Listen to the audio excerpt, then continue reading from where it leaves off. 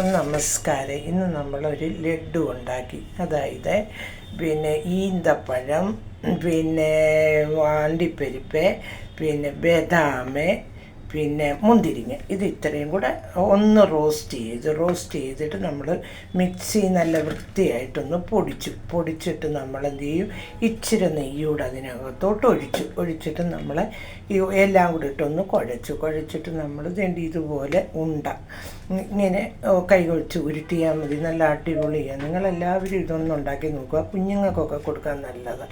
കുഞ്ഞുങ്ങളാകുമ്പം അണ്ടിപ്പരിപ്പൊക്കെ ഒന്നായിട്ട് കൊടുക്കാൻ ബുദ്ധിമുട്ടല്ലേ, അപ്പം നമ്മൾ ഇങ്ങനെ കൊടുക്കുന്നത് നല്ലത്.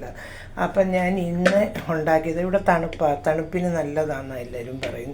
അപ്പം ഞാൻ ഉണ്ടാക്കിയ ഈ ലഡുവാണ്.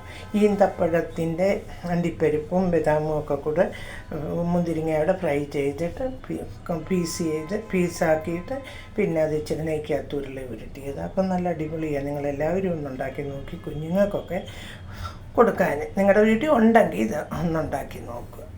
Okay, by.